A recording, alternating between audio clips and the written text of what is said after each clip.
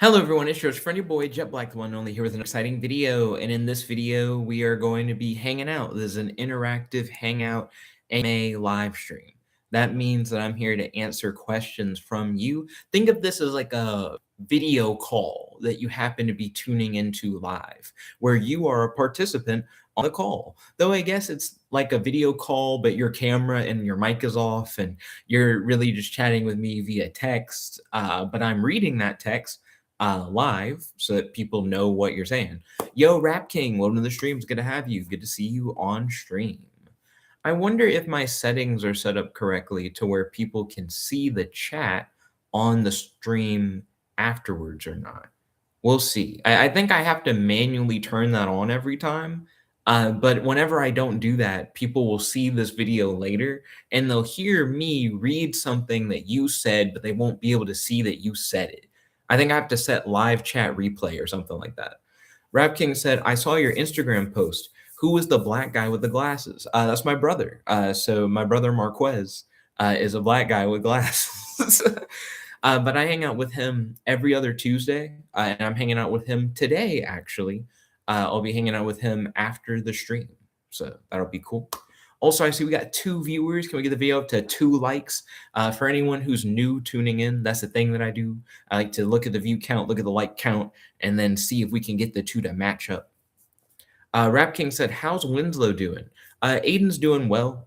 So he's still working on his micronation, the Empire of Eternia. Go check out his YouTube channel if you haven't already. I should start setting up the ability for us to look at things together. So opening a new tab in a new window, because that way I can shout out the Empire of Eternia and stuff.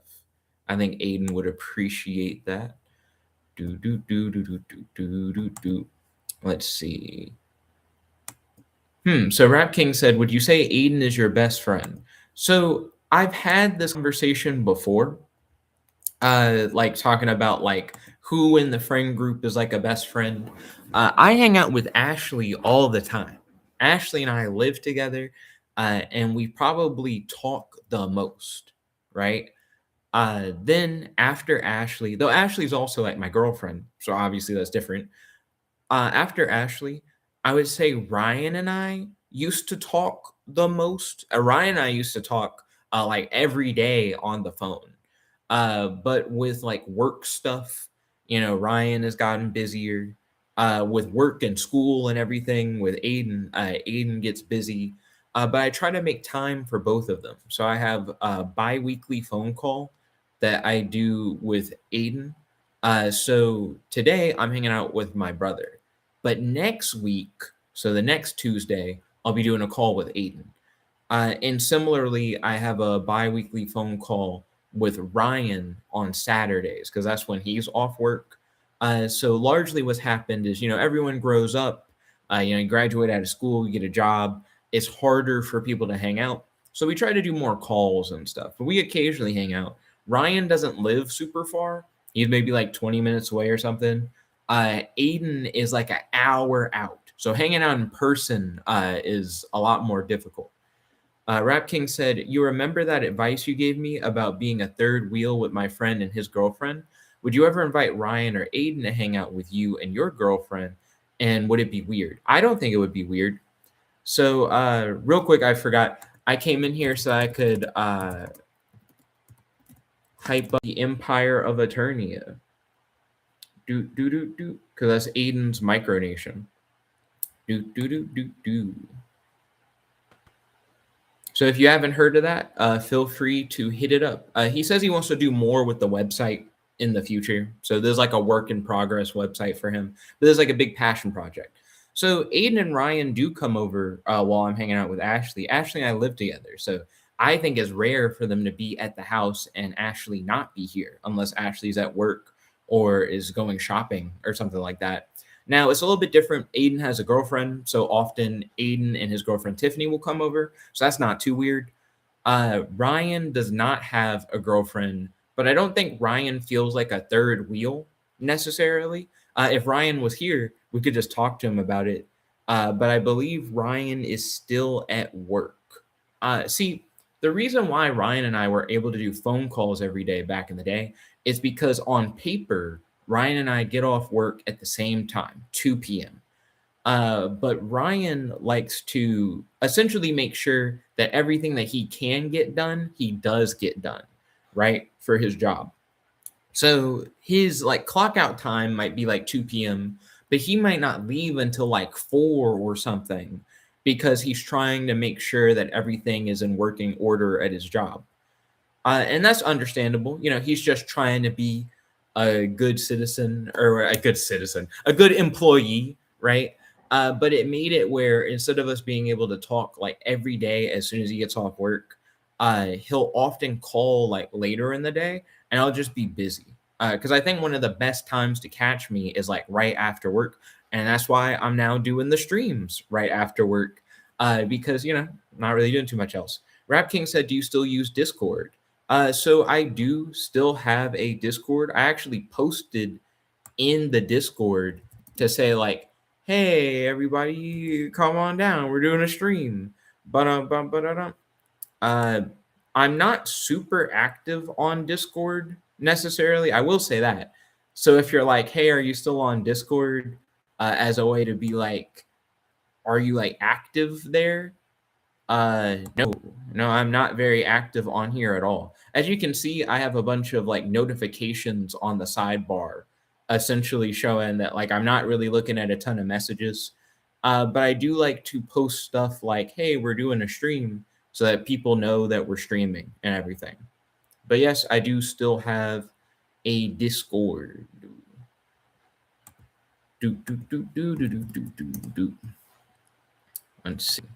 Do you remember TKO, Rap King? So TKO was a Cartoon Network game where you played as like these big mechs and you fought other people online. That game has been gone for like quite a while now, but someone has brought TKO back. There's like a fan server essentially. Um, so let's see if we can play a little bit of TKO. Almost a TKO. Okay. Let's see if it'll load. I do have it in kind of like a mini window. I'm curious if the mini window works for this kind of thing. Hey, there we go.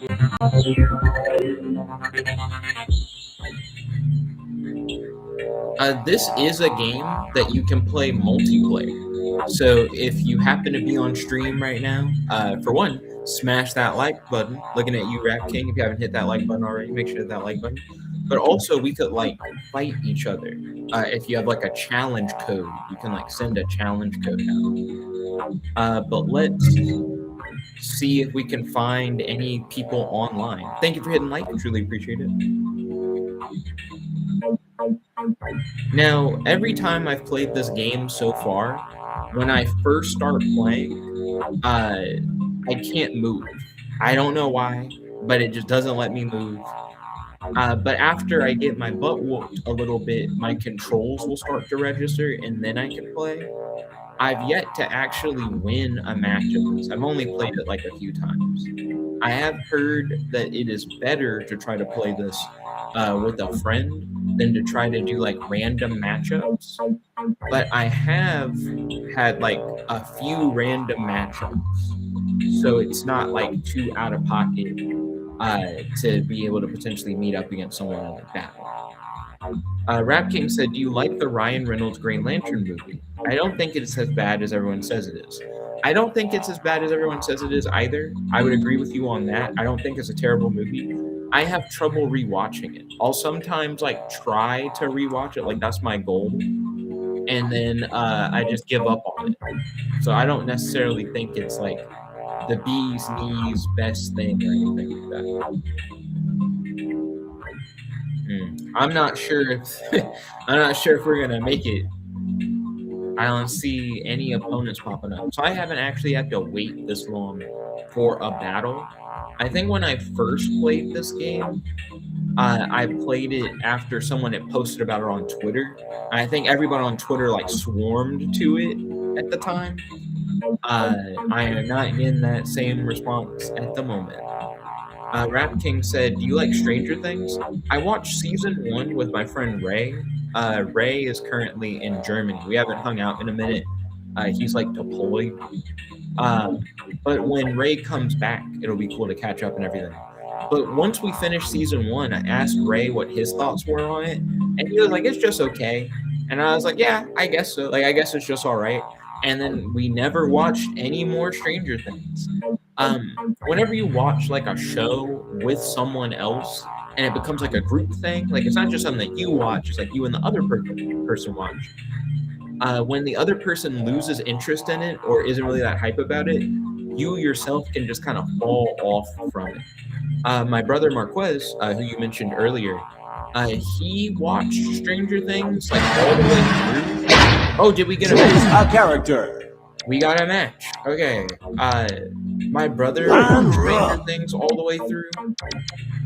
Enough talk. Let's fight. I'm excited that we found somebody to fight. But he didn't like it. He said it became like a Marvel-y thing after a certain point. And he's not the biggest fan of like Marvel movies, but he felt like it started to feel more like that. Rap King asked, "What's your favorite live-action TV series?" When I was younger, I used to say Echo. and then after Constantine, I said The Magicians for a while. It was like my favorite live-action show. Round 1. Now I'm not as sure what I would pick. Okay. It's on the BS again where I can't move. My opponent's moving a whole bunch. I can't move yet. Okay. I can move. Oh, my opponent's doing a super. You notice that we keep vanishing. Round 2. Fight. Okay, now I can move.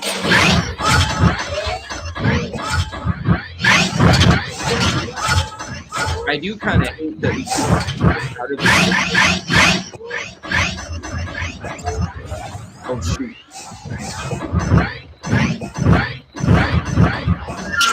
TKO.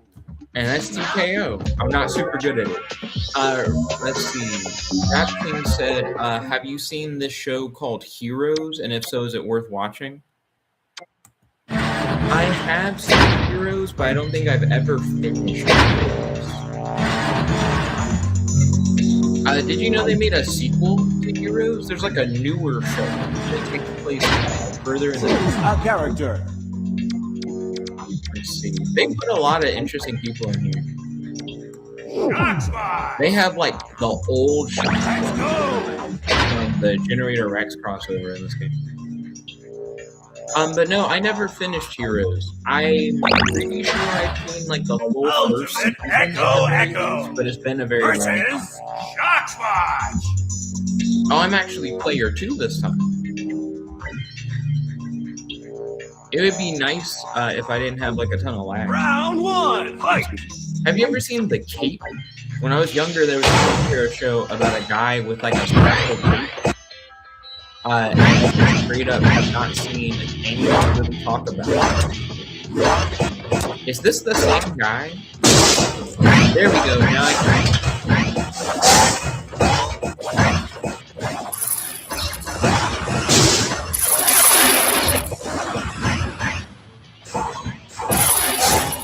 Oh, I actually did a move. I shot some lightning.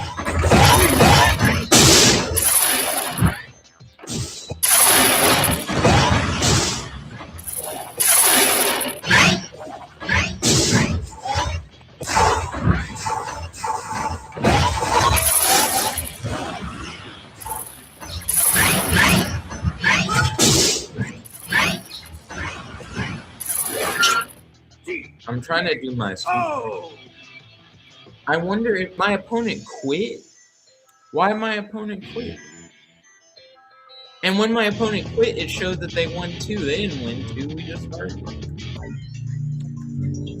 Ooh. Ooh. Also, let me read these controls. So special is back, and a button. Throw is Z and X, Z and C. I need to be using my heavy attacks. I feel like I haven't been using heavy attacks. So X and B are the heavy attacks. And holding away from the opponent is how you block. I mean, that's pretty basic. Oh, space bar is the super? I thought the specials were supers. Okay. Now I understand how people are super enough. So supers are pretty easy. I think I can figure this out. Choose a character. Flapjack is weird to include. Duncan is weird to include. Van Clyce. I'm gonna go with Van Clyce. I've always kind of liked Van Clyce's design. This is gonna be So good. when you work and do you like your job? I like my job. I work from 4:30 in the morning to 2 p.m. If anything could make my job better, it would be being allowed to use agentic coding. I Round use one. agentic Fight. coding all the time outside of my job, and I think I have superpowers. The fact that I can't use it in my job annoys me. I'm actually able to freeze at the beginning of a fight. That is surprising.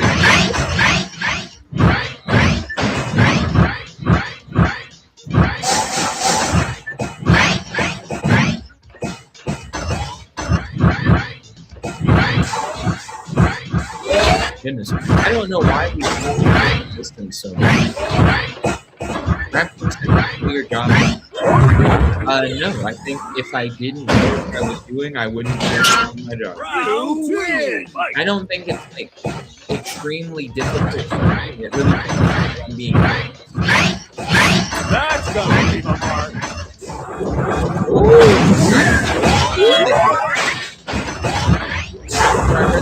I know how to do stuff. Oh, we're schooling him. DK. TKO! TKO! But yeah, like I said, I don't think my job is like easy, because I don't think you could take anyone and just like put them in my position and they just do it. And I think the difficulties of my job come from what resources I'm allowed to use. Because like I said, if I could have agentic coding just part of my job, I feel like my job would be so much easier than this. And it depends on what they're asking me to do, because I have a specific set of skills, and sometimes Choose a character. to do doesn't fully fit in with what I like specialize in. Kevin Levin. Kung Fu Box ready. Rapkin said, did you have to go to college to do what you do? So I learned a lot of programming in college, but to be honest, you can learn how to program Versus without Kevin going Levin. to college. With that being said, I got a scholarship while I was in college. That scholarship led to an internship, Round one. and that Fight. helped to set up like a better resume, which then helped me get jobs in the future. Can't move. We're back to the move stuff. Let me move. Let me move. Let me move. Let me move. He's gonna super on me. Let me move. There we go. Thank goodness.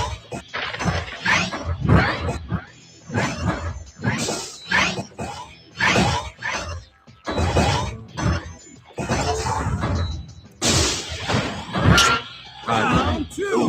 Fight. Eight bullets staying around.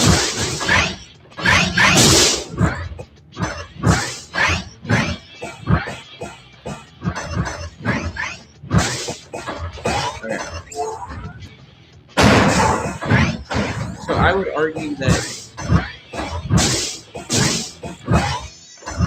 going to because it helped me like set up. Final round. Fight. I used to, my first I was a center at my school. And then first job was at that first like real world job. Did I miss with my super? Nice! TKO! So I would say my schooling actually helped give me my first real work experience. So it wasn't just learning how to program, it was also getting that scholarship, which helped get me the internship, which helped get me a job, which helped to shape my career going forward. Rap King said, "You were in high school, did you make mistakes?" Yes. So my parents had a very specific way that they raised me in terms of my schooling, and that is when you get home, the first thing that you need to do is like your homework and any studying or whatever. And then as soon as you finish that, we don't care what you do after that. You can play video games, you can go play outside, you can do whatever. So essentially, what I would do is as soon as I would get home, I would do whatever it is I would need to get done, and then I'd just be free to do whatever I want. But that also meant that I wasn't like waiting until the last minute to do assignments or like ignoring my schoolwork for like prolonged periods of time. So I was always like kind of on it. Math was a very weak subject for me, and it took college for me to learn how to actually like study math properly. The easiest way for me to study math is to make every problem a variable problem, where you replace every single number with a letter. For some reason, my brain can understand that a lot better because all I'm doing at that point is just understanding what operation to do on each side of an equation using the letters. And if I can see what the final letter combination is after you go through all the steps, my brain will recognize, oh, based on this first configuration of the letters, all I need to do is the last configuration of the letters. And then it allows me to do the math. I know that sounds kind of weird, but I think better in variables, which makes sense because the big thing that I do is programming. But I only like failed one class in college, and it was like a math class. And it was by the end of that math class, it was like a calculus thing. By the end of that class, I realized that I needed to variabilize everything in order to like really understand math. And then when I took it again, I had a much easier time because it was one of those things where like near the end of that class, I was figuring out what I was doing wrong in terms of studying. So I was doing better by the end, but it was too late. I had already like messed up at the beginning, not understanding what I wasn't understanding, I guess.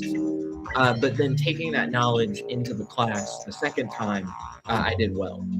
Rap King said, "Why didn't you join the army?" So I actually did think about joining the military, and I also thought about becoming a police officer. So back in the day on the channel, I did a lot of real life superhero content, where the whole idea was I would patrol, I would report crimes anonymously. I had a whole group of people, the Rocket City crime fighters. I was on the news specifically for doing this.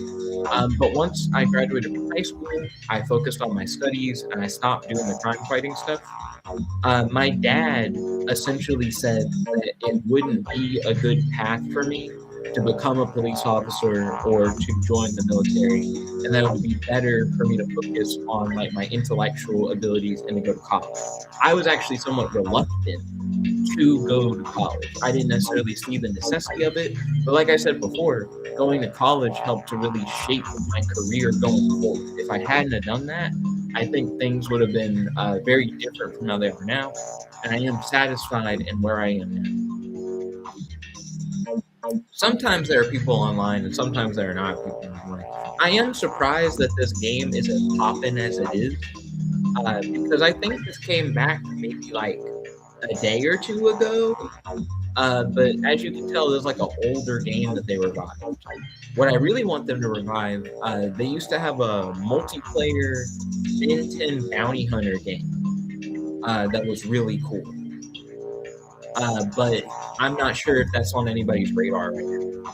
Rap King said, "Have you ever thought about being a correctional officer, like working at a jail?" No. My mom has worked for the sheriff's department for like most of my life, and she worked at a jail. And She is doing more or less okay there. She actually got like attacked on the job like years ago. It's only ever happened once, but it was kind of bad. She had to go to the hospital and stuff. So I would argue that working at a place like that can be fulfilling. She's helped a lot of people, and that's like her favorite part of the job. But things can go wrong. You said your mom is a correctional officer. I don't think that's A character. She works at a jail and she escorts people to court. So that's like Raph looks cool. I like the little claws. Bots ready. Giant mech fighting game. Cartoon Network themed giant mech fighting game. But she escorts people to court, and it was during one of her escorts that like one of the prisoners attacked. Versus Ultimate Echo. Let's go. So for the people who do work in that kind of environment, it definitely takes like a thick skin. But I would not recommend it necessarily. You're essentially working with people or around people who might hurt you. You said, what is my dad? My dad is my dad's retired, but he used to be a computer scientist. Okay. Oh, I'm getting he won't let me fight. I'm kind of upset. That I have arrived. Yo, welcome, Nerd Singer. Good to have you. Don't forget oh, now that I can hit, he's not doing as well. Yeah, I hope you enjoyed that free L.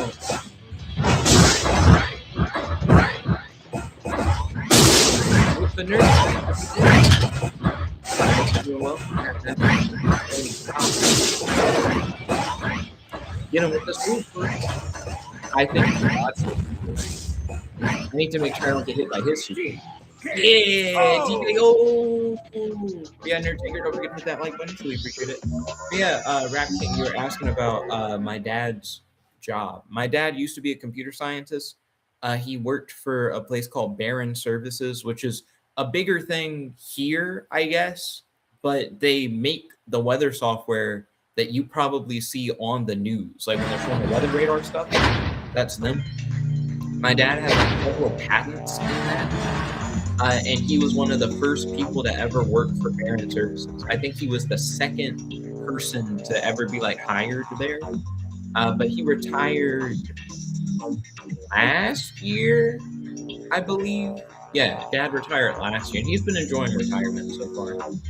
So my mom essentially worked for the sheriff's department. I mean, she still does through like the jail and everything.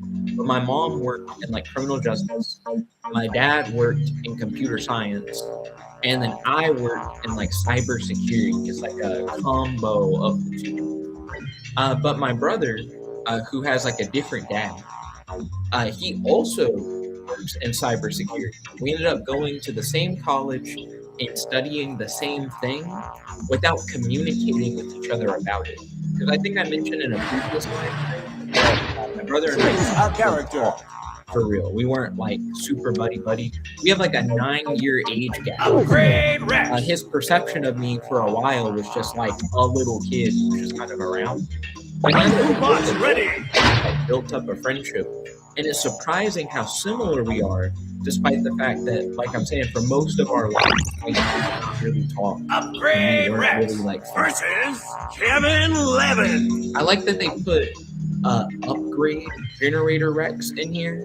That is a very interesting like character to have. I wonder how different his moveset is from just like normal generator. Round one, fight.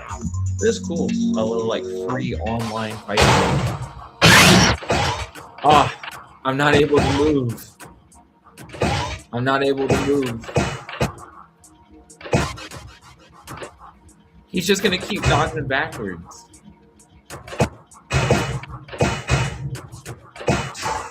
Oh, he threw me.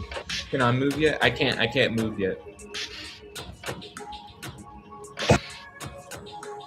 Oh my gosh, he's just gonna keep throwing. Can I move yet? When is it gonna let me move? Also, notice that I earn no information getting hit. Round 2. Well, I can move in round 2. Thank goodness.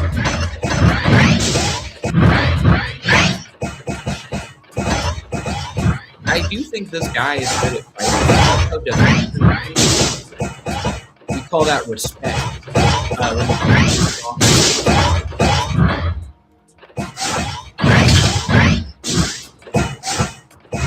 Yes, super underrated.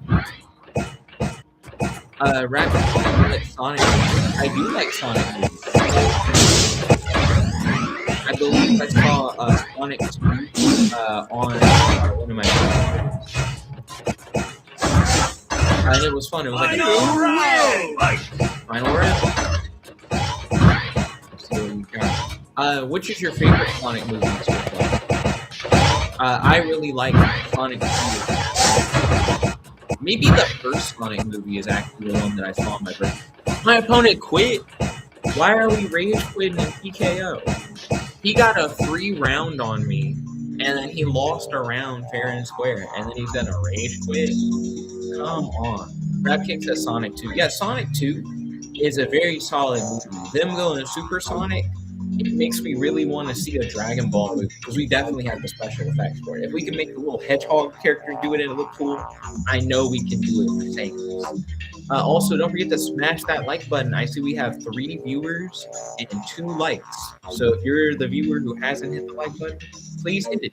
Truly appreciate it. Nerd Taker said, I'm excited for the next Sonic. I am too. Have you guys been tuned in to the crossover that they've been doing? There's a DC Sonic crossover that I've read all of, but they're making a sequel to it. And they also made action figures for it. And I have all of the crossover action figures except for Darkseid and except for the minis. I didn't want the mini figures, I want the full-size figures. And I guess except for the Justice League as well. So what I mean by this is they have figures of all the Sonic characters as leaders. So like Shadow is Batman, Silver is Green Lantern, etc., etc. I have all of those figures, and I bought the physical graphic novel, and I bought digital copies of like all the issues. I dig the Sonic DC crossover. I think it was done fairly well. It ends a little weird, I will say, but they are making a sequel, so they can make up for the weird ending. Nerd Tinker said they're excited for the next Sonic just to see how Amy and Metal are portrayed. Fair. Actually, I'm super excited about seeing Amy. They put Schnitzel in the game. Schnitzel. Rap King said, what do you think of Dragon Ball Evolution? I did a live stream where I read the novelization of Dragon Ball Evolution. I read every chapter of that book except for the first chapter. I don't really think you need the first chapter. Starting at chapter 2 is fine. But if you want to hear me read the story of Dragon Ball Evolution, I did. I also own Dragon Ball Evolution and I own the game for PlayStation Portable. And I think Dragon Ball Evolution has interesting lore. So I know a lot of people like to dunk on it, but it has a lot of interesting stuff going for it. Toriyama only did Battle of Gods because of how mad he was at Dragon Ball Evolution. So we need to thank Dragon Ball Evolution for essentially getting Toriyama back in the saddle and making more fun.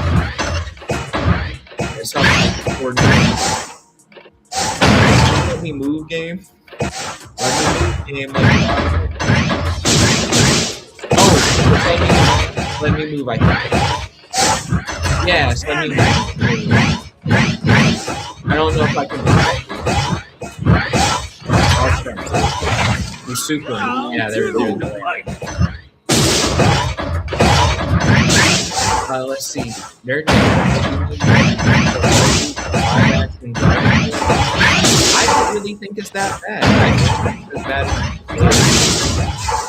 He's throwing. Yeah. Okay. We're still going. He's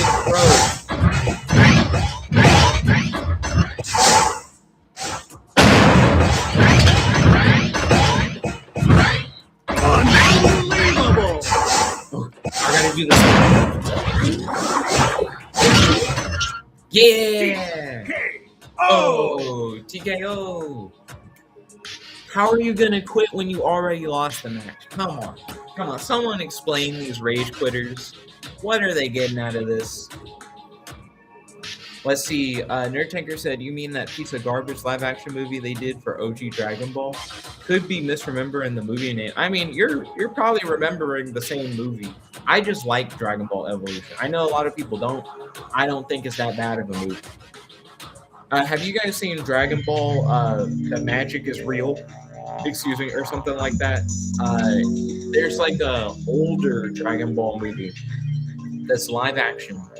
You can watch it on Tubi, and I tried to get the rights to the movie. I found the distributor of the movie, and I emailed them, and the CEO of the distribution company reached out to me, and he said they have distribution rights. They don't have like the actual copyright. They don't have the ability to license it to me. And I hit him up, and I'm like, do you know who does? And then I never heard back from him. I think the creator of Dragon Ball Magic is Real, or whatever it's called, is like dead. Not Akira Toriyama, the person who like made the movie. So I don't think I actually can reach out to them. But if they're watching this live stream, highly doubt it. Please hit me up. I legitimately was trying to get the rights to that. I think it'd be cool to be able to play around with that Dragon Ball property. Let's see. Rap King said, what movie is worse, Dragon Ball Evolution or the live-action Avatar: The Last Airbender? I think the live-action Avatar: The Last Airbender. You're talking about like that older movie? That older movie for Avatar: The Last Airbender is worse.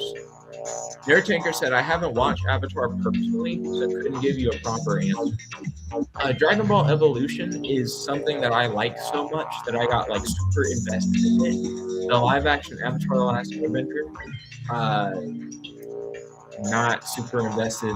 Haven't wanted to go back and look at it. That's a good sign that I don't vibe with it that hard. Rap King said Dragon Ball The Magic Begins. Yes, Dragon Ball The Magic Begins. Thank you. I tried to see if I can get the rights to it, but I don't know who currently has the rights to it. If someone can get me in contact with them, please let me know. Yes, it is for free on YouTube, but I want the ability to like make new works based on that film. Like if I could do like my own version of that film, or a sequel, not necessarily as a film, maybe as like a book or even like an animation or something. I want to see if I can get my hands on that. Because I don't think a lot of people are chomping at the bit for that particular IP. Because it's not like official Dragon Ball. It essentially is like an unofficial Dragon Ball thing that has been allowed to just live for some reason. There are a lot of people who make Dragon Ball fan content who get hit by like Toei. Toei's like, stop it, stop using our IP or whatever. But for whatever reason, Dragon Ball The Magic Begins gets a free pass. So if they get a free pass, I would love to be able to use that character to be able to do some cool Dragon Ball stuff. I'll play as Ultimate Big Chill. Looking fly. Oh, they got Symbiotic Titan. That's a show that I haven't really watched. I've heard a lot of good things about it, but maybe I should play a Symbiotic Titan. They're a mech.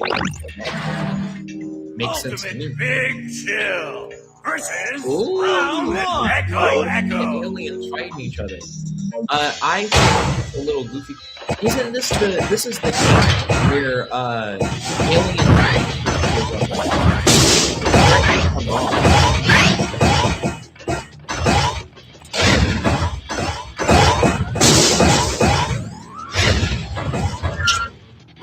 My opponent just wasn't ready for the kick. My opponent just lets me kick them in the... I don't think they know how to...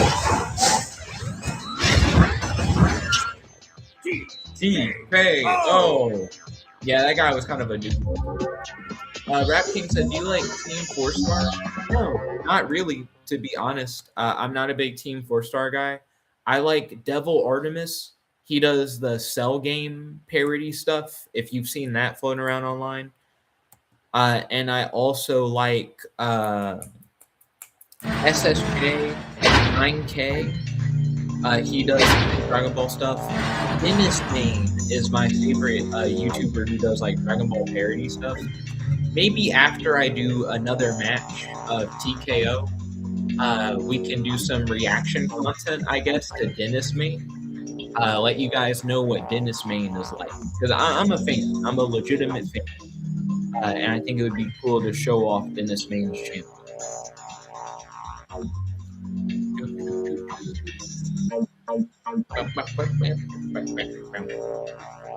I've been on a roll with TKO.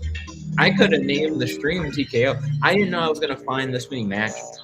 Also, don't forget, we can play this together. Like, if you're on a computer, this is an online game. I'm fighting, like, real opponents. So, part of the reason why I picked this game is because we could, like, do audience interaction battle stuff. But only if you guys are in a position to do so. It seems like this is a game that needs a keyboard. So, if you're watching on your phone, you might not be able to play. Undertaker said, you know what's weird? The time cycle in Dragon Ball. You know the 10 days before the Cell games? According to the timeline, Broly, Metal Cooler, Plan to Eradicate the Saiyans, and the Android 13 movies all happen within that space. I have watched videos talking about that. Akira Toriyama says that the movies are an alternate dimension and that they're not canon. And I think that's further pushed by the fact that Super has like redone stuff from the movies. Like Broly in Super is just a different thing from like Z Broly. But GT does have movie continuity stuff in it, like Cooler. So GT seems to be in the movie dimension, question mark. It is complicated. Dragon Ball canon is complicated. You have the manga canon, you have the anime canon, which has like filler stuff that's different. You now have multiple versions of Dragon Ball Super because Dragon Ball Super has a different manga from the Dragon Ball Super anime. And then you also have Dragon Ball Z and other Super arcs. It's all over the place. Manus is the name of the symbiotic Titan mech. I learned something today from TKO.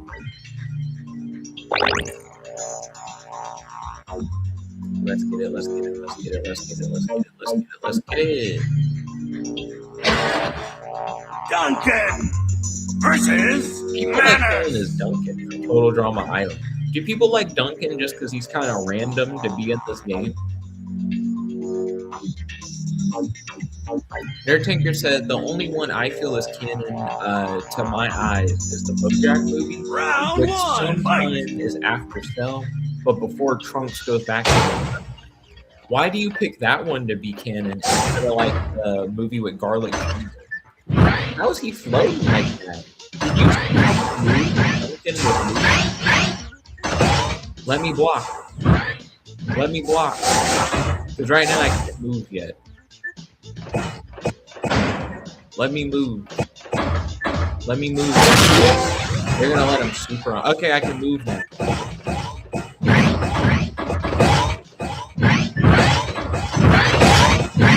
It's really hard. That's gonna hurt. Round two, fight.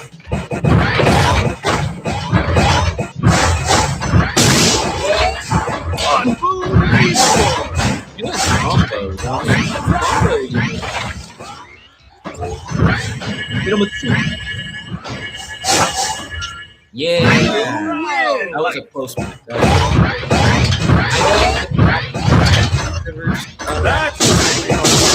I haven't used it like I did. So I'm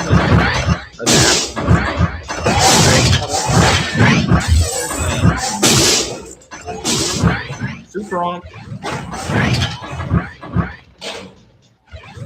He's gonna super on. TKO. That's what I'm talking about. Yeah, the Absolute Universe is really cool. I originally was the most excited for Absolute Wonder Woman, but as I've read more of the books, I'm actually a bigger fan of Absolute Batman, which is the one that I was like the least excited for. Nerd Tanker said, because I feel like it could fit nicely into the canonical timeline in general. I feel like the Garlic Jr. movie can't fit into the timeline. I know that it's doing a lot of stuff that we see in like the Saiyan saga. So you could be like, well, it doesn't make sense. Why are they doing some of the Saiyan saga stuff twice? But at the same time, I don't think it's too out of pocket for real, for real. Let's check out Dennis Main.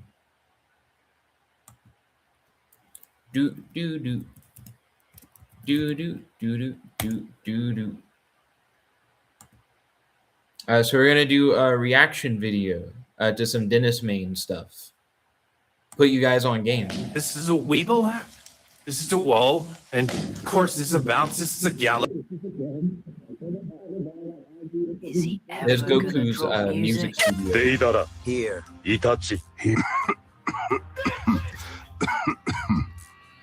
Just put off the Sharingan. Isn't that him in the aura farming tournament over there? Since when was someone going to tell me there was a prize money? No way that guy stands a chance against King. I wouldn't say so myself. Who is this? If it isn't Kakashi, the copy ninja. Huh? Steven, that guy in the stands. That's Kakashi Hatake. Oh, come on! Of course I know that much. What? This guy can't be that popular. Why is a god calling me? Hello? Krillin, the guy beside you. That's Kakashi the Copy Ninja. Everyone has to let you know. Do you know him? Looks like someone's making a move. Hey man, you got $1? He's asking for money. Go get your money up, broke boy. He's Who flexing made on this him. image? Just of look him at with how the he money spreads spread? it so wide. Oh! He sure loves that technique. Their The take flex said, bait you technique. really want to get It's an aura farming technique whereby you flex your money after baiting your opponent.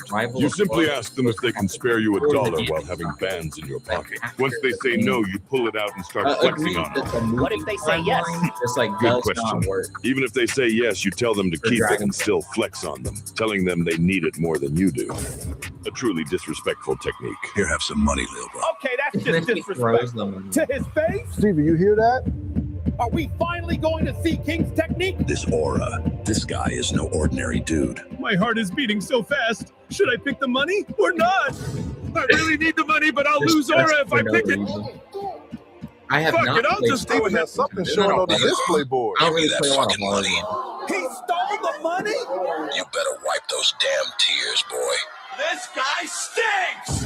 Who the hell is playing that Hayden, you son of a bitch? Well, folks, the crowd wants a disqualification. I guess that leaves King You as the get winner. disqualified for He's stealing. lucky King didn't use his technique. Wait, wasn't there a pile of money on the This is a Weeble app.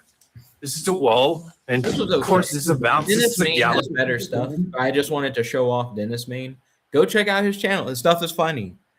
Nerd Tanker said, but that is the timeline because we see one key factor. Goku has the Kaioken and the Spirit Bomb in all three movies, which means he would have had to have trained with King Kai prior to doing all the other stuff. Nerd Tanker said, and Slug is supposed to be directly before the Namek Saga, as we see fake Super Saiyan in that movie. Yep, you get the false Super Saiyan, which I think false Super Saiyan looks pretty cool. Not gonna lie. Let's see. Bum, bum, bum, bum, bum, bum, bum, bum. Where are the playables? Where are my YouTube playables? Where are my YouTube games? Excuse me. Okay. I'm gonna hit up that epic sword battle fight in the Ragdoll Arena. What is this long anime title game name that we got here? This doesn't look like a game. This looks like an ad for a game. I think the only controls in this were move. Oh, he cut my leg off. Got him.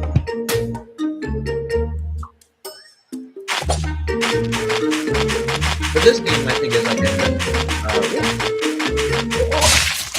a... who wins that? I guess I win. As long as the other person dies, it doesn't matter. Cool. Whoop. Oh my god.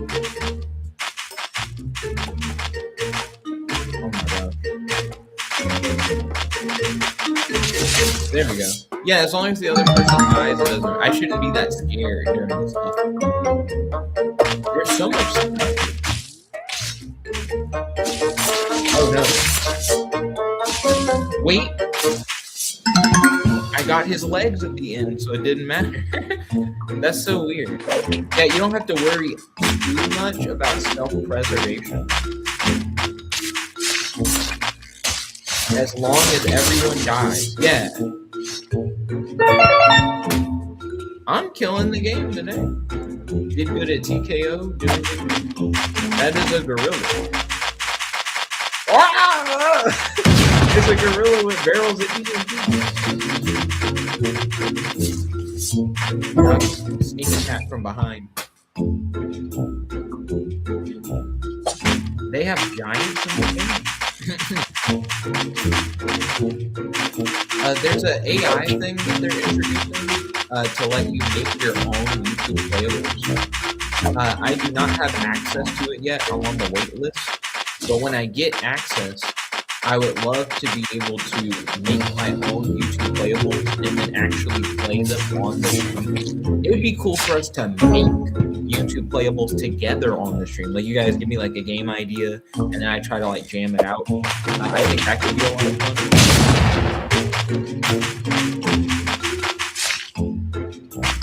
So definitely let me know if that's something that you guys would be interested in. Nerd Tanker said the Tapion movie is sometime after the Boo Saga, as we see Super Saiyan 3. He got me. As we see Super Saiyan 3 Goku. But that's our only real connection to where it is exactly. I agree that it definitely has to be after the Boo Saga. How do you feel about the Tapion sword? Like whether or not Trunks' sword is Tapion. Got him, and I survived that one. Oh yeah, you brought up the Trunks. I just asked about that. Yeah. So we're thinking about the same thing. Wrath of the Dragon, the movie that has Tapion, is my favorite Dragon Ball film. I'm a big fan.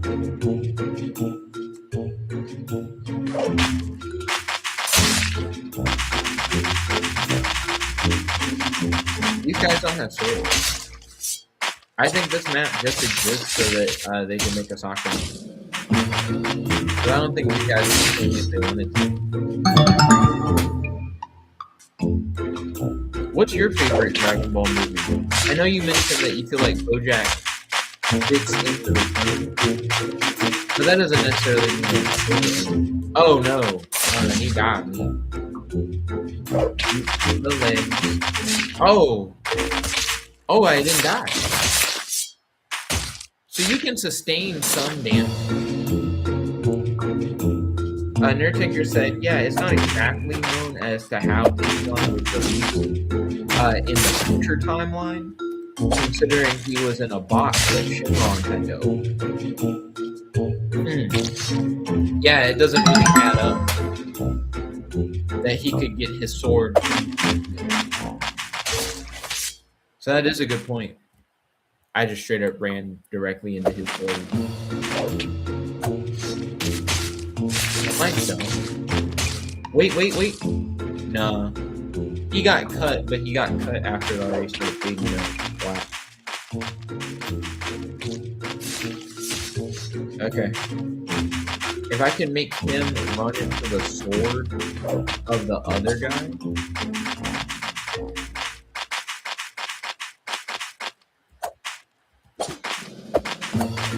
If you run a certain way, he tries to run the same way you run. Got him.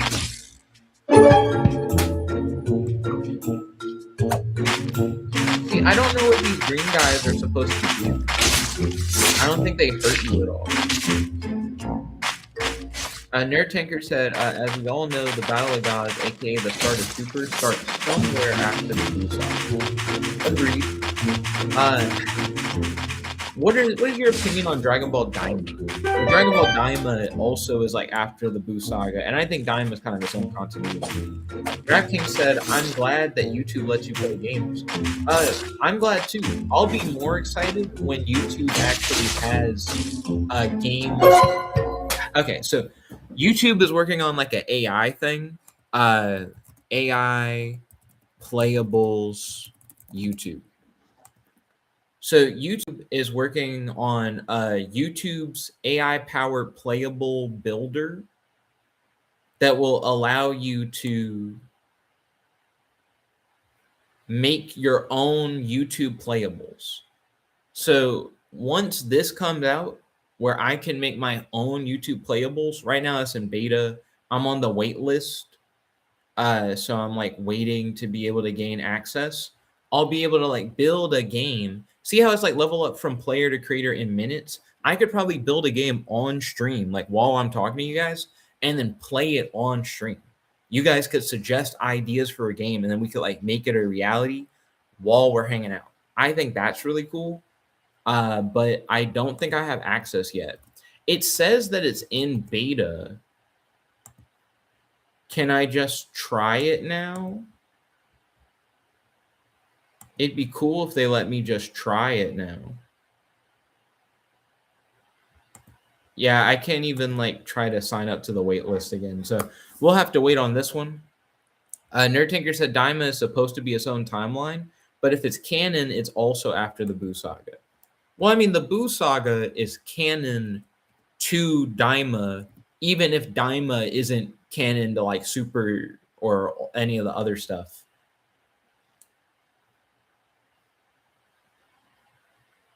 People are hyping up Project Exonaut. Maybe on a future stream, we'll like play Project Exonaut. I jumped onto Twitter real quick because there's something I want to show you guys. Rap King said, "What YouTubers did you grow up watching?" I grew up watching Angry Video Game Nerd. He was one of my favorite YouTubers when I was younger. I'm trying to figure out the best way to say his name. Niga Higa.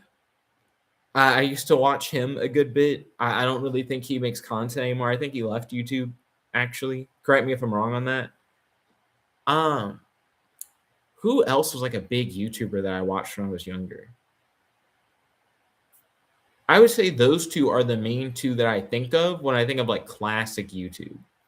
Nerd Tinker said the canonical timeline is split into at least 3 different continuities: the GT timeline, the OG timeline, as we know it, and the Daima timeline.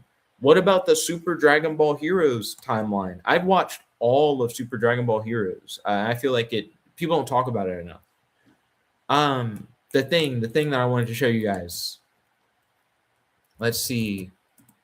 Gemini. What's the thing? There's like a link that I need. Here we go.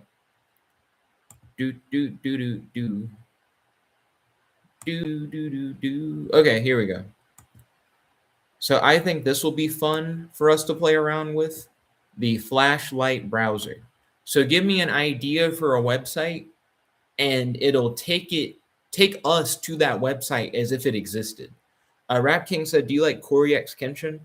I haven't really watched Corey X Kenshin. From what I understand, he does like video game content where he like plays a video game and you watch him play, like a let's play.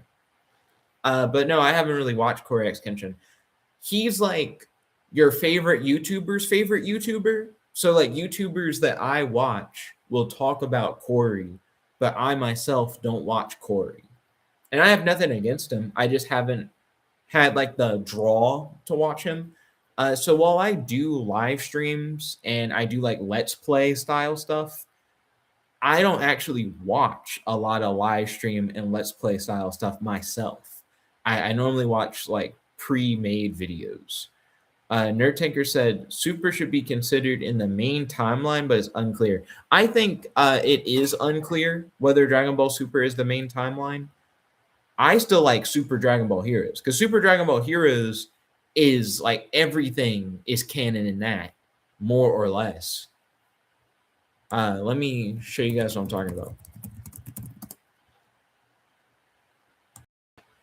So Super Dragon Ball Heroes has like a ton of stuff in it. We got Super Saiyan God Trunks. We have Grand Priest Ultra Instinct Goku. This is like a Super Saiyan 3 Rose Goku Black. You know, like they do whatever they want in Super Dragon Ball Heroes. And I think it's a fun show. Like if you have not watched this promotional anime, I recommend it. It's neat. Nerdtanger says Super Dragon Ball Heroes making everything canon is confusing. It's confusing, but it's fun. And also, I think the normal canon is also confusing. So it's not really that much more confusing. Okay, I'm going to play around with this website builder thing. Whowouldwin.com.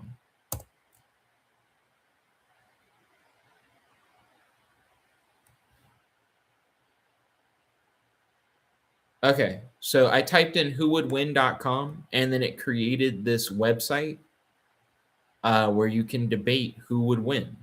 I will say, because I'm looking at it in a small window so I can see the live chat, I can't see the full. When I stretch the window, what, Nani? Yeah, this bottom part is just not super viewable. You said do Goku versus Superman? It seems like you vote on what's like currently on screen. So you can vote between Terminator or Gandalf. Are these not clickable?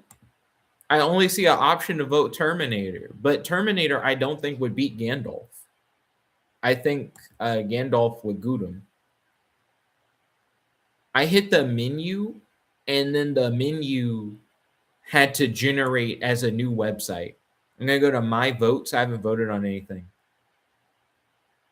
I did not vote for Terminator, lion. But it is interesting to see how it tries to dynamically generate the website in real time. Okay, here we have buttons. So Iron Man versus Doctor Strange. I personally think Doctor Strange has him straight up.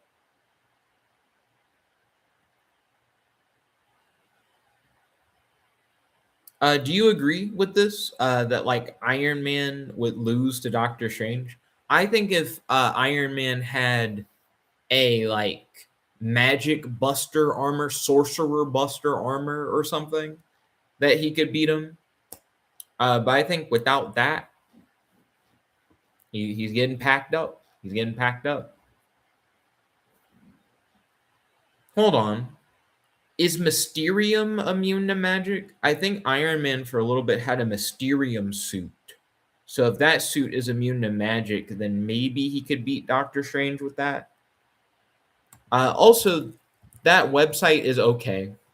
It reminds me of WebSim. This is something that Google just released as like a little project. But it does just seem like WebSim at home. In case you wanted more WebSim. Oh, you can just full screen it. Thank goodness, because I was like, this is kind of garbage if you can't full screen it. But let's look. Is Mysterium immune to magic? Because if Iron Man's Mysterium suit... Oh, well, if it's an anti-magic... Well, he could probably beat Doctor Strange with that. Unless Doctor Strange has a way to deal with someone with a Mysterium armor. Question mark.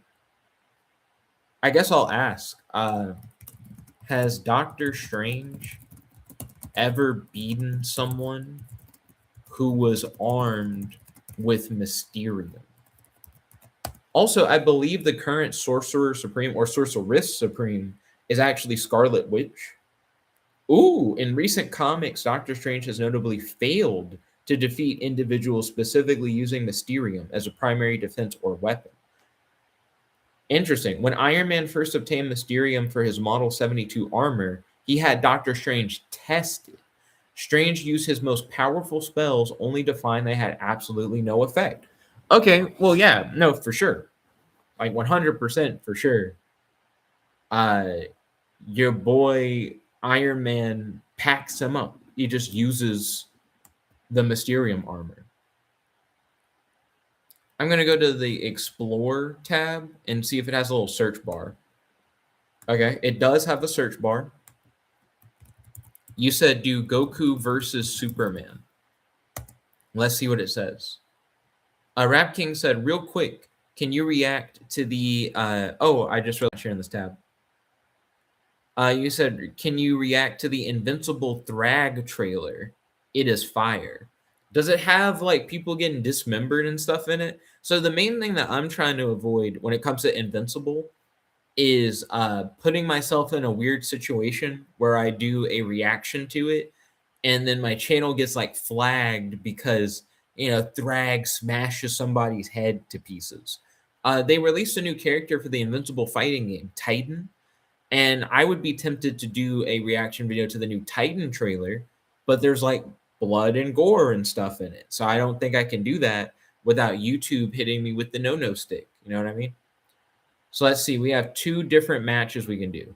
Goku versus Superman, or Ultra Instinct Goku versus Superman Prime 1 million. Well, for one, Superman Prime 1 million is just better than Ultra Instinct Goku. You can miss me with the Ultra Instinct Goku. And for Goku versus Superman, I would argue that Superman is better than Goku. I know that people are really ride or die on Goku, but Superman just has crazier feats, in my opinion. But I do like that it had this fight as well. That's neat. What happens if we start a new battle?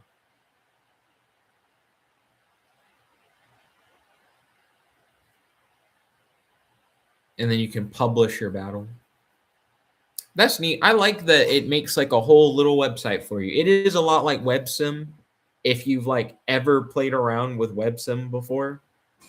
But yeah, I think it's fine. Do. That was just a little thing that I wanted to show you guys. One thing that I wish I had on my Windows computer was Volve, or I guess is Volve. Oh, share this tab. They're getting rid of Sora. To everyone who created with Sora and shared it and built community around it, thank you. What you made with Sora mattered, and we know this news is disappointing. We'll share more soon, including timelines for the app and API and details on preserving your work. Bro. No. Now, did I fall off on using Sora? Yes, I fell off on using Sora. I wasn't really using Sora. But I had a little bit of falling on there. No. Is it just being integrated into base ChatGPT? Question mark. At Sora. I got an iPad specifically so that I could use Sora early. Crazy.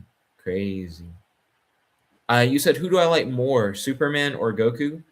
I probably like Superman more than Goku. I like both characters, but you have to understand there's a lot more of Superman to go around and enjoy than there is of Goku, just in general. But man, that's kind of wild that Sora's going away. Is the website like down, or can we still look at the website? Yeah, Sora's still here. They haven't gotten rid of Sora yet. They were just adding new features to Sora like the other day. They added like a new thing. I guess it's on its last leg.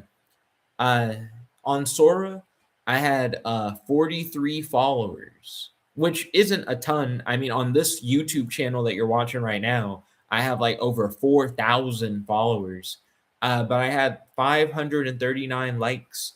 I have a cameo on Sora where if you use Sora, you can put me in videos. And there are videos on Sora that I didn't make where I star in other videos of other people. And so much stuff on here. A lot of this stuff it's going away. Now, almost everything I posted on Sora, I did post to YouTube. So this isn't going to be like a lost media thing where it's like, oh, you know, it's all gone or something. But yeah, I'm sad to see it go. In case you all weren't aware. Oh, wait, that just says profile. So that's not going to take you to my channel.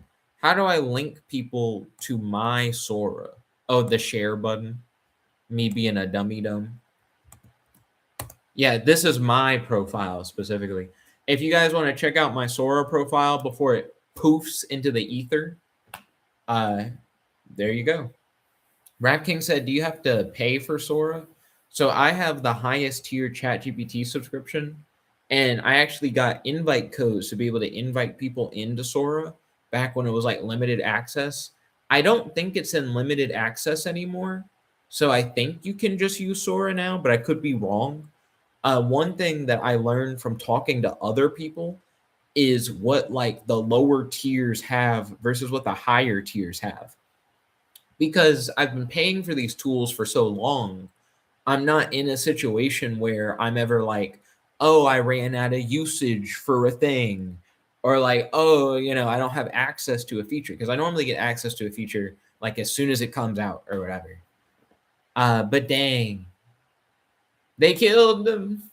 It was so young. I don't even know how long the Sora app has been around. It's been less than a year. There's no way they've had it for a year.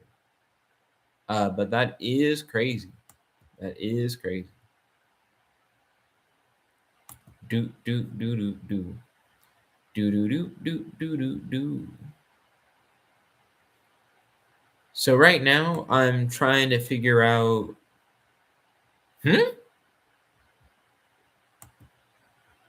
This tab instead.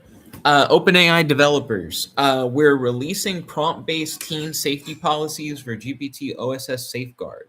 They're designed to help you identify and moderate team-specific content and turn safety requirements into classifiers for real-time filtering or offline analysis. So GPT OSS, that's their open source software, I believe, like specifically their open source models, which are already out. Or are they saying that they're open sourcing their team-based safeguards?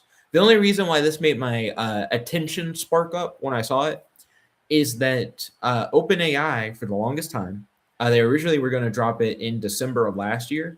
We're going to do an adult mode where essentially ChatGPT wasn't going to limit you as much on what you could do with it, because if it knows you're an adult, it'll just let you do adult stuff. And I legitimately think that when they drop that, it is going to like change the way people see ChatGPT, and you're gonna have like a way more people using ChatGPT and like speaking his praises and stuff like that. I'm telling you, people being told no by AI, I think is one of the big like turnoffs of AI for like a lot of people.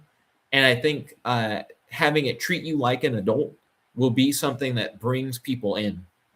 So the big reason why they haven't released adult mode yet for ChatGPT is because ChatGPT wants to be able to not trust your age. So what I mean by that is it wants to look at how you use ChatGPT and say, hey, I think this person's lying about their age, so I'm not going to show them adult content. That's what ChatGPT wants to be able to do. So instead of them just taking your word for it, like are you over 18, yes or no, they want to use the AI to analyze you to make sure you're an adult and then show you stuff. But I've heard that system hasn't been working well. And if that system breaks, they could accidentally show someone who is a minor adult content. Now, I think there's an easy fix to this personally. I think if someone's age on their account is below an adult age, they should never be shown adult content. Like, I still think you should put in like your birthday or whatever. And then regardless of what the AI thinks is your age, it should just not show you adult stuff. But if your birthday shows that you're an adult, but then the way you're prompting it makes it think you're a kid, I'm fine with it withholding adult stuff because it thinks you're a kid. Because you could theoretically be a kid trying to play around on an adult account. But I think that would be the simplest way to go about it. Because then, even if you accidentally show adult stuff to a kid, it would either have to be like one or two things. Either the kid lied and said they were an adult, which already is like they're going against the system, right? Or the kid was using an adult's account in the first place, which similarly is kind of lying to the system because the system is assuming that it's an adult like behind the wheel or whatever.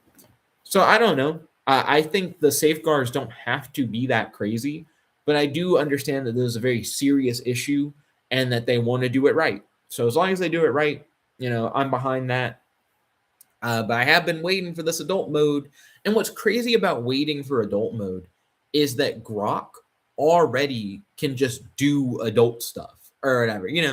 If you're like, man, if only ChatGPT could do adult stuff, just use Grok. It's just already there. Now, is Grok as good as ChatGPT? No, not at all. But it exists as an alternative. And local models can also do adult stuff. If you use a obliterated model, there are a bunch of models called obliterated. They can do adult stuff, but people want to do it with ChatGPT. Let's see. I'm gonna switch to sharing this tab so that I can browse the Tweetor without you guys accidentally seeing something crazy. I'm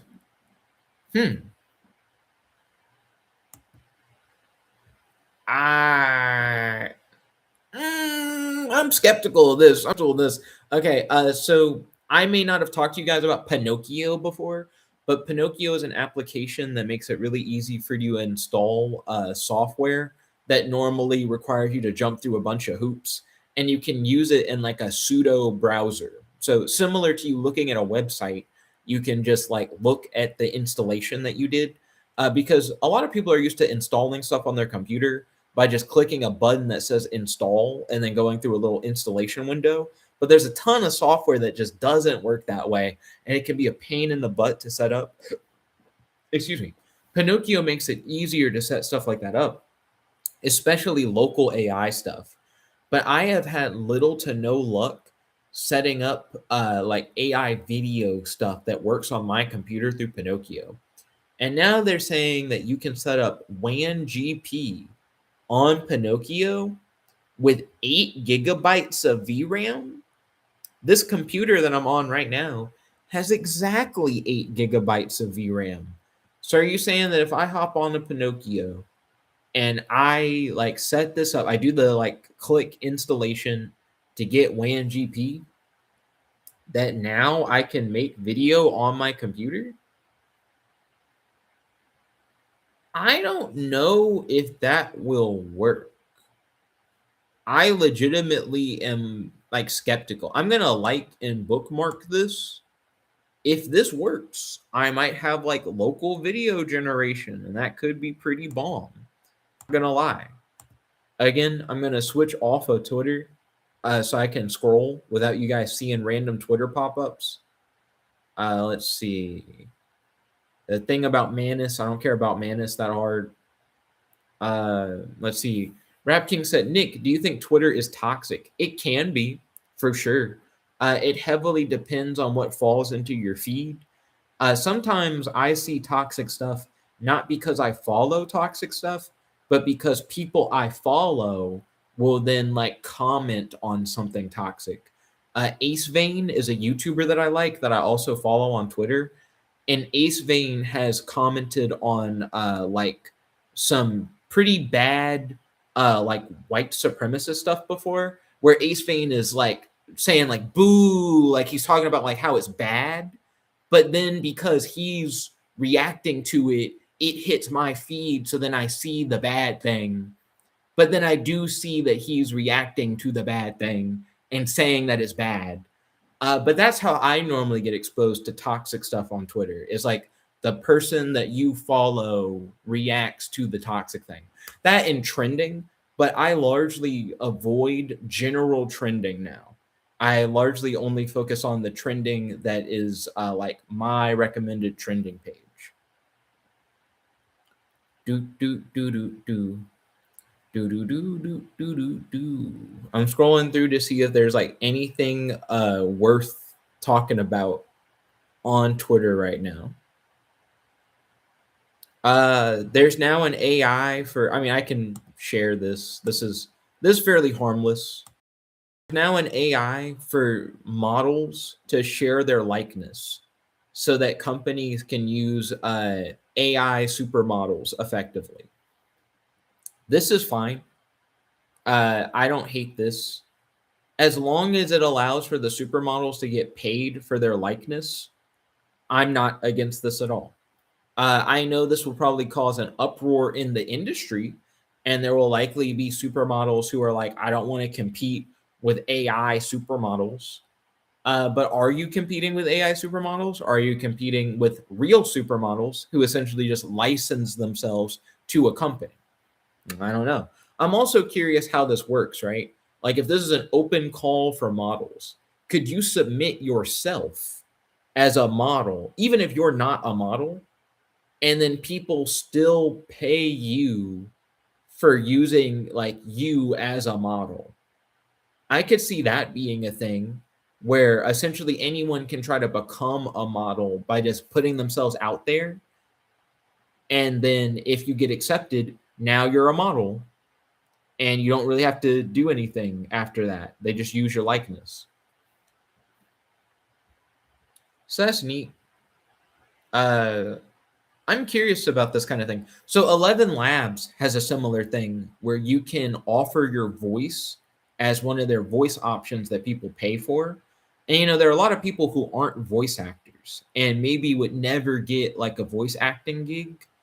But if you put your voice on a platform where people can pay for voices, it then makes it possible that you could get paid for your voice. And I think there's a similar thing, like where it becomes possible that you could get paid for your likeness, where before, you know, you would have to go to casting calls and like actually do the modeling and stuff. Now you don't really have to do that. So this is neat. I think this will lead to a lot more people becoming models who maybe weren't models before. Okay, hopping off of that. There are people saying goodbye to Sora, which makes sense.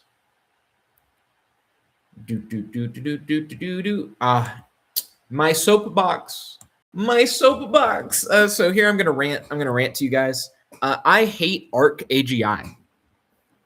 I'm gonna keep it a buck. Arc AGI is something that like really annoys me, like to my core, and I'm gonna talk to you about it. So Arc AGI was created as a test to show that like current large language models aren't that powerful. Because for years, people have been saying, oh, are we reaching AGI? Have we hit AGI? So someone wanted to make a test to prove like, no, we haven't hit AGI. I made like the hardest test ever that only an AGI could pass. But then as as AI got closer and closer to solving Arc AGI, they said, oh no, but we were supposed to make this test that proves that AI isn't AGI. So if the AI is starting to pass the test, then I guess we just make another test. So then they did. So then they made Arc AGI 2. And they're like, this test is even harder. This for sure shows that no AI can possibly be AGI because they can't pass Arc AGI 2. But then Arc AGI 2 started getting saturated. And instead of saying we hit AGI, they go, oh no, that means we got to make Arc AGI 3. And what upsets me about this is that we just keep moving the goalpost.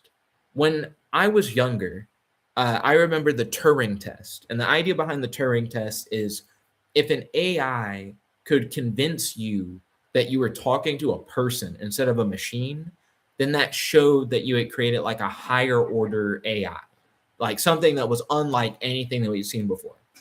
And we're well past the Turing test. And the way that people talk about the Turing test now is like, oh, it doesn't matter. Oh, it's not actually that good of a test. It didn't really test anything kind of thing. And that's what we're going to say about Arc AGI 1. That's what we're going to say about Arc AGI 2. And we damn sure are going to say it about Arc AGI 3 because Arc AGI 3 is just going to get saturated like the other two. It's so annoying for us to like make a test where the whole point of the test is to say whether or not we've hit AGI. If it can pass the test as AGI, but then all we ever do is just make another test. Doesn't that sound dumb? Doesn't that sound like we're just constantly kicking the goalposts just further and further away? So I'm not excited about Arc AGI 3. I think it's dumb, and I think in like a year or less, it's going to be saturated. Just the AI is just going to be passing it or whatever. Arc AGI 1, which was supposed to be like this big test that shows this AGI. Gemini 3.1 Pro gets a 98%. It's 98% AGI according to the first test. And then Gemini 3 DeepThink on Arc AGI 2 gets 84.6% AGI. And now we're going to have Arc AGI 3 tomorrow. And what? Is it going to be like it's actually just 70% AGI or something? It really upsets me personally. There's no reason for us to do it like this. Rap King said, yeah, that's pretty dumb. Thank you. I know I've been on my high horse talking about this, but it just really does aggravate me. We just don't have to do it like this. It's boo boo, in my opinion. Boo boo dog turds. Okay. So scrolling through. Enough about that. Do. Okay. Let me share this tab. This is the thing I was talking about, Project Exonaut. So earlier, you guys saw me playing TKO, which is an old Cartoon Network mecha fighting game. Project Exonaut is an old Cartoon Network mecha game. I don't know what type of mecha game it is, but it's back. You can play it, but I think you have to download this one. So I have not downloaded this one. But let me know in the future if you want me to like play this on stream. I'd be interested. Look at all the characters that are in this. I'm curious how many of these I can identify. This is like Ultimate Big Chill. I don't know who this one is. This is Marceline. I don't know who this one is. That's Mordecai from regular show. That's Heat Blast. That's Finn from Adventure Time. Is this Princess Bubblegum? Because her face looks weird. I don't know if that's Princess Bubblegum. I don't know who this is. There's a lot of like explosion stuff going on. I think it makes it harder to tell.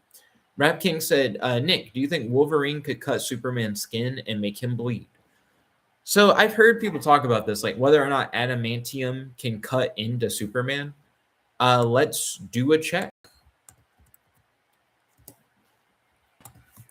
Have Wolverine and Superman ever fought? I know that Hyperion and Wolverine fought in Heroes Reborn, but I can't remember if Wolverine could cut Hyperion. I think he had magic claws in that. So in case you're not aware, the Squadron Supreme is the Marvel Universe equivalent to the Justice League. And they had an event called Heroes Reborn, where all the Avengers were erased more or less from history and replaced with the Squadron Supreme. And in that, we get to see like more or less the whole history of this universe. And in it, we do have, I think, like a Death of Superman analog kind of thing, where Wolverine and Hyperion fight. So they say that Wolverine and Superman have never had a direct fight in standard continuity. Wolverine did battle Hyperion in Heroes Reborn. In that story, Wolverine was able to cut Hyperion because his adamantium claws were enhanced with shaman's magic. Okay, so it's that shaman enchanted Wolverine's claws and was able to cut Hyperion that way. That makes me think that Wolverine can't cut Superman unless his claws are enchanted. That's going to be my like official statement on that.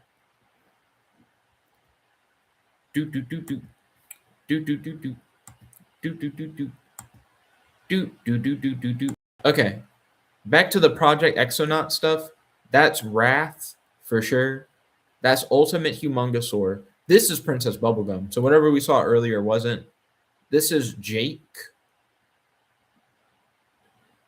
Is that Snarrow? I don't know if that's Snarrow. I'd be kind of surprised, to be honest. That's Forearms. That's Mojo Jojo with the big head. I don't think that's the Symbiotic Titan guy, but he reminds me of that. But yeah, I need to look up what actually is Project Exonaut. Like now that the game is back, I'm like, yeah, but what even was that game? So what kind of game was Project Exonaut? 3D. It was an MMO shooter platformer. So they brought back an MMO shooter platformer from Cartoon Network. Well, that's kind of hype. I might need to jump on Exonaut. Like I said, you have to download it. So that'll be my biggest thing, is that I just haven't downloaded it to my computer yet. But it's faction warfare. So players had to choose between two competing factions. the Atlas Brigade, which focuses on strength and durability, and the Bonsai Squadron, which focused on speed and agility.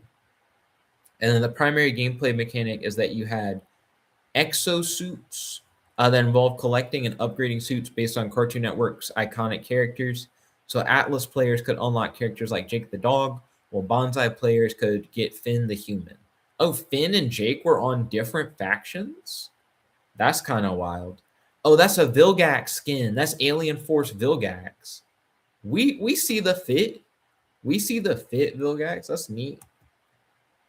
Okay. Yeah, so I might check it out. I might decide to play it. I didn't know that they had an MMO with the exosuits, but it's really cool that they brought that back. So let me know if you guys want to see me play an MMO on the channel. That'd be a change of pace for sure. It'd be different. Let's see. I'm gonna like that post. Let's see. This is controversial. Let's talk about it. So this person said we raised $7.5 million to kill AI slop. But then what they're showing is an AI agent with taste. So let's talk about this because it's like a big thing. I hate when people call AI stuff AI slop. I watched a video earlier today talking about Fruit Love Island. And apparently Fruit Love Island is a Love Island parody that's made with AI where all the characters are anthropomorphic fruit. And apparently it's trending. It's like extremely popular. Fruit Love Island is doing gangbusters in terms of like engagement. A ton of people love it. But because a ton of people love an AI thing, everyone has to talk about how bad it is and how it's slop and how it sucks and da-na-na. And I feel like you can't have your cake and eat it too. If an AI thing is like popular and people like it, then it's popular and people like it. You can't then say that like, oh, it's doo-doo, because clearly it's not, because it's popular and people like it. Like that is the metric. So whenever like a song on Spotify hits like the top of the charts and it's like an AI song and everyone goes, oh, it's slop because it's AI, it hit the top of the charts. That means it's better than whatever like non-AI music you were listening to, because that's the metric that we use to measure these things. And you either have to say that the metric is bad and that popularity doesn't represent quality, which is fair to say. Like it's fair to say that popularity isn't the same thing as quality, and that something can be popular but not necessarily be good. But you better be consistent. You better say that about like a human thing that's at the top of the charts, an AI thing that's at the top of the charts, a cat video that's at the top of the charts. It does not matter. Like you should then like stand on business on that. And if you don't stand on business on that, then you're a hypocrite and there's no reason for you to like be in the discussion on it. That's my take on like AI slop as like a thing, because I feel like people throw it around all the time and people love to throw it around just because something's made with AI. So I wanted to do a hot take. That's a hot take from your boy. Now, taste. There's like another big thing that's come up recently. So with the release of GPT 5.4, people have noticed that it's really good at coding, but it's bad at front-end development. So front-end development is how you make the GUI, the interface, the screen that the user sees, how you make it look nice. So good coding agent that's bad at front-end, people say has bad front-end taste. Doesn't have good taste for making like a stylish front-end. And I've heard people say that Claude is better in terms of his front-end taste. It is better at making a front-end that's aesthetically pleasing, that's like good to use and things of that nature, right? So it's fascinating now that we're kind of drawing a line between AI models that we say have taste and are more artistically inclined versus AI models that don't have taste and are less artistically inclined. Because this is a measure of their ability to do the same thing. When you ask both to make a front end, which one more often than not makes a front end that people like more? So it's like a measurable thing. So I think if you want to say that certain AI models are more tasteless than others, like the generations from the model just aren't as good as other models, that's fair. But I don't think you have to say that like all AI stuff is like slop, because there's a spectrum to it.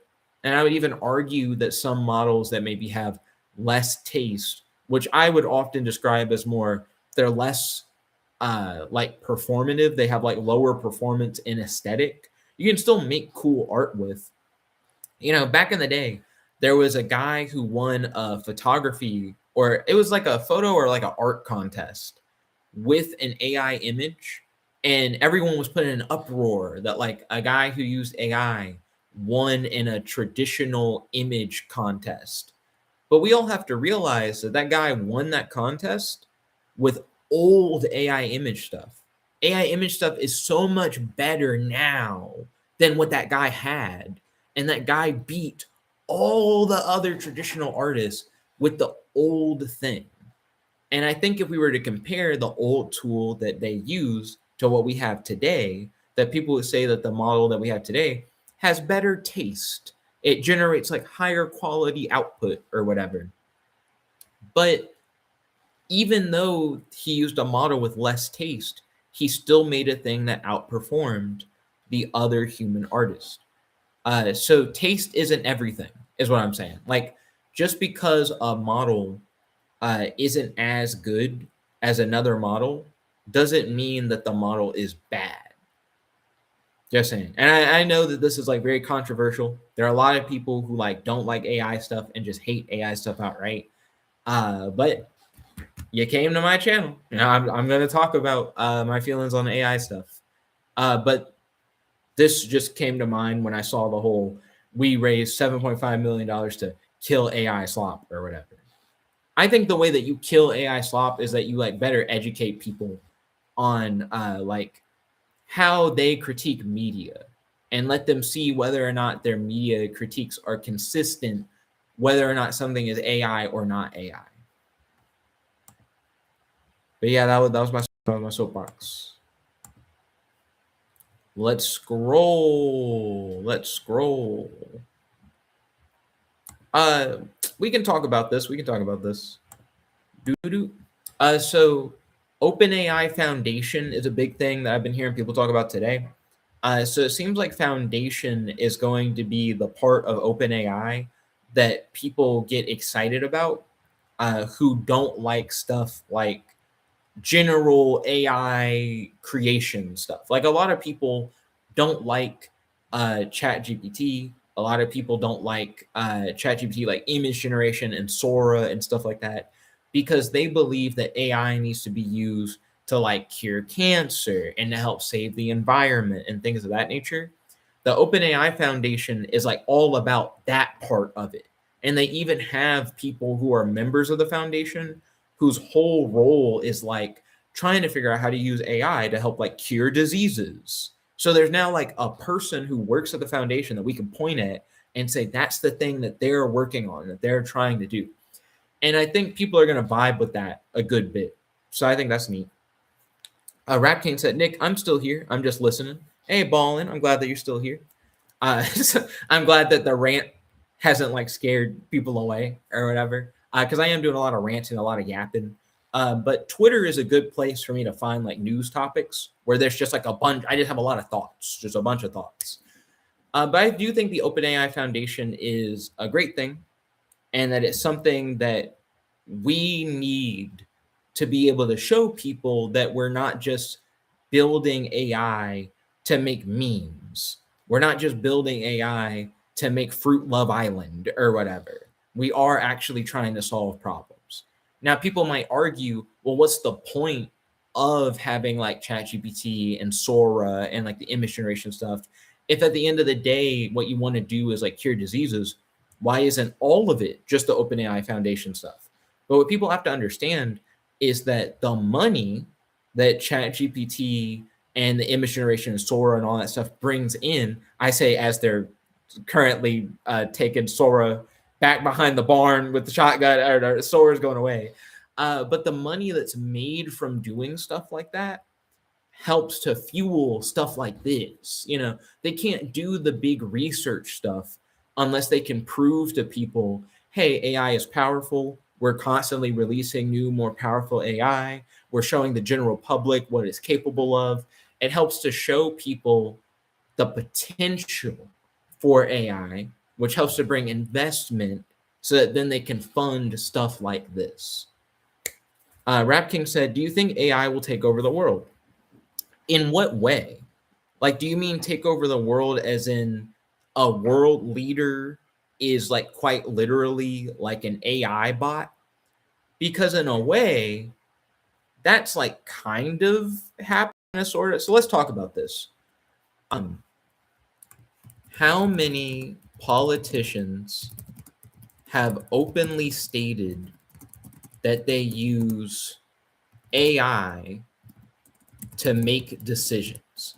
I'd say to make important decisions. I would say politicians and government officials.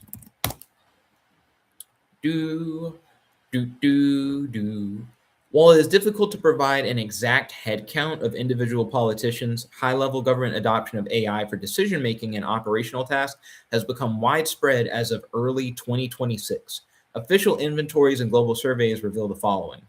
70% of public servants worldwide. A February 2026 survey, which is just like a few months ago, of over 3,300 public servants across 10 countries found that 70% now use AI in their work, though only 18% feel their governments are currently using it effectively. I would also argue that effective government use of AI is kind of difficult because there's like a lot of red tape around what you can and cannot use for obvious reasons. You know, security is like a big factor. You don't want someone putting something into an AI that could end up like damaging the government, right? So you're only allowed to use certain tools, but not all AI tools are equal. We were talking about like the whole taste thing earlier. Like some AI tools just have like a better taste than others. So I would be in the camp of people who say governments are not using AI effectively because the tools that are put at people's disposal are not necessarily the best AI tool in the world. But 51% of US government employees, based on recent data, are using AI applications at least several times a week. So why am I like bringing all this stuff up? You're talking about like AI ruling the world. I don't think AI is going to rule the world as in like we have a king AI or a president AI. I think what'll happen is that stuff like Legislate, which is used by leaders to assist in policy development, proponents like Japan's Team Mirai Party openly advocate for AI-supported governmental operations to lower public costs. Stuff like this that already exists is how AI will quote unquote rule the world. So it's not like it's a robot or a screen, but you're going to have a human politician that either like takes office or is voted for or whatever, who either publicly or behind the scenes is pulling out their phone and going, hey, AI, should I do this thing as a part of like government policy? And then the AI goes, do. Yep, you should do that thing. And effectively, they're like handing over the decision making to the AI and just doing what the AI is telling them. I think that's how AI will take over the world. So I'm not imagining like a Terminator scenario. I'm imagining a world where world leaders are just doing what the AI tells them. Now, the problem is, depending on how you build out these AI systems, AI can sometimes suffer from sycophancy, which is where an AI kind of becomes like your biggest fan. Like the AI will act as if you can do no wrong.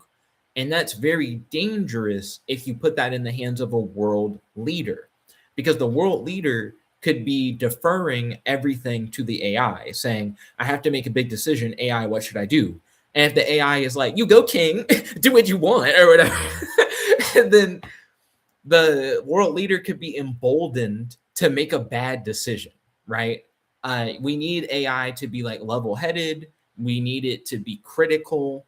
And we need it to actually like think through things and not just tell people what they want to hear, because that could have major consequences. And I would argue already does have major consequences. You can see all these different examples listed where even the IRS is like actively like using AI. You know, local governments use AI 3D mapping and traffic analysis to make objective decisions on road repairs and signal timing. Like it goes from like small stuff like that, though that is fairly big. You know, if the roads don't get fixed, it causes a lot of problems or whatever. It goes from like little things that you may not think about to like huge things. Right here, it says AI is currently used to decide budgets more quickly and allocate funds to dependent agencies and nonprofits. The budget is a huge deal. If certain agencies don't get the money that they need to function, those agencies effectively can't do anything. So if you depend on like particular agencies to help you with stuff, and there are a lot of agencies that you may not hear about, but they're still like important in the background.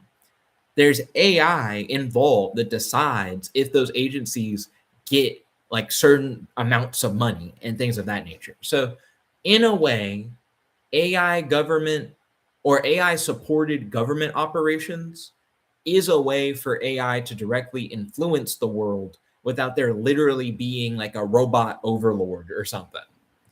So that's my take. And that's not even like a prediction of the future. That's just kind of the right now. That's just how things are, whether people openly talk about it that much or not. Okay, so you guys can't see it. I'm looking at Twitter again, trying to see if there's another thing that's coming up that would be worth talking about. We can talk about this. This is fine.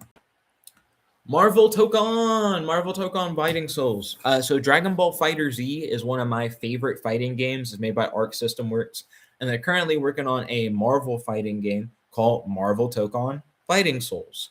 They recently revealed Spider-Man's team in this game, which is Miss Marvel, Star-Lord, and Penny Parker. I think Penny and Spider-Man go together. Miss Marvel and Spider-Man, kind of.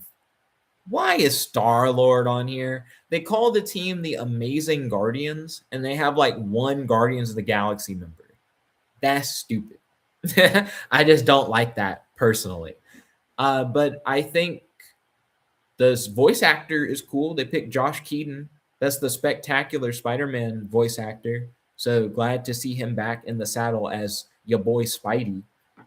But that's my 2 cents on the Amazing Guardians and Marvel Tokon Fighting Souls. I'm excited for the game regardless. I want this game to succeed. Please buy this game when it comes out. I want to play this game and have fun with it. I just think Star-Lord being on Spider-Man's team is arbitrary and weird. That's all I got to say about that. See, so I'm moving the tab over here so I can browse Twitter some more without you guys seeing everything in the world that pops up on Twitter. Do do do do do do do do do. Do do do do do do do do.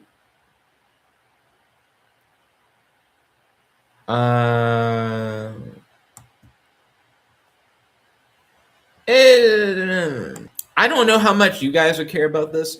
There's like a list of fairly difficult problems, like math problems, and AI is slowly solving these like hyper difficult math problems.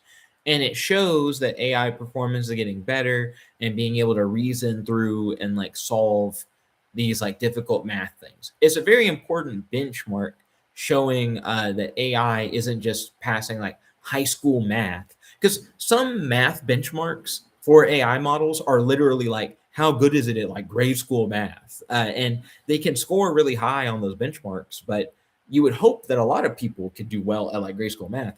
These are like extremely difficult problems. So kudos to them. I mean, we already have AI models that can get gold medal status in like the International Math Olympiad. So we already knew that they were getting better at math, but them solving these problems with AI is a big leap forward in and of its own right. Okay, moving you guys back over to this tab so that I can keep scrolling. Do do do do do do do do do. Yeah, I saw another post about how Sora is gone. I told you guys I don't like seeing stuff about things dying. Let's see. Okay, this is an interesting topic. Let's get into it. Will social media survive AI agents? Let's talk about it. So OpenClaw is my obsession, except with the most recent OpenClaw update, my OpenClaw agent is not working the way that it should, which is boo-boo trash, and I'm actively working on turning some of the automations that OpenClaw would do for me into things that I can trigger myself and even build into my own programs to where I don't have to depend on OpenClaw. Because one of the issues that I have with OpenClaw is that you want to update it regularly to get around security issues and to give your OpenClaw new features and things of that nature. But you also want to make sure that your OpenClaw works, and your OpenClaw will be working perfectly fine. And then you get an update and it breaks it. And you try to go back to a previous version. You're like, oh, if the upgrade is what broke it, surely if I revert, it'll fix it. No, that doesn't even necessarily fix it. So then you're waiting for like another update to hopefully fix the thing that the last update broke. It sucks. It sucks like donk dookie. Anyways, OpenClaw took AI from being like a simple chatbot thing that you type to something that's autonomous. OpenClaw AI agents do things by themselves. They have cron jobs, which are things that they do on a regular schedule. So I have a cron job that runs every day after work at 2 p.m. and it sends me a news email that has all my favorite news topics already researched for me, so I can quickly browse it after work to see what news really sticks out to me, that's specifically news that I care about. That's one example of like a ton of different automations that my OpenClaw does. But there also is a system called the heartbeat system. Every 30 minutes, though you can change the interval for whatever you want for the heartbeats, there's a checklist that the AI will look at and say, have I done a thing on the checklist? And then it'll do checklist stuff without you having to tell it anything. So effectively, it's like having an AI that just runs on its own without you having to tell it anything. And it has full access to your computer. So anything that you can do on a computer, more or less, an OpenClaw agent can do on a computer. So once we finally had the ability to really set AI loose and allow it to use a computer and do things on its own, we created a social network for AI called Moltbook. And Moltbook blew up. It became this huge phenomenon. And then Meta, the company that owns Facebook and Instagram, bought Moltbook. So AI social media is being taken seriously to the point where one of the biggest social media companies in the world has bought the largest AI agent social media company. Wild. So will social media survive AI agents, or will AI agents be the end of social media?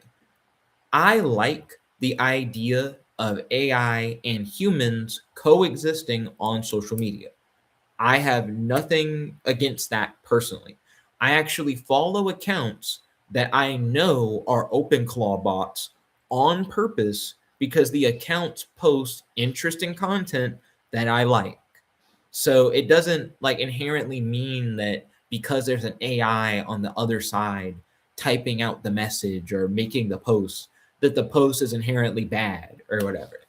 So I'm fine with AI agents being on social media, and I even follow AI agents on social media.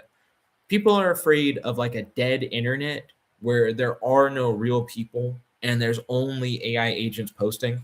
But we have to understand that the internet is already full of a ton of like real people who post that you don't care about, that you never see, and that like as far as your bubble online is, don't matter.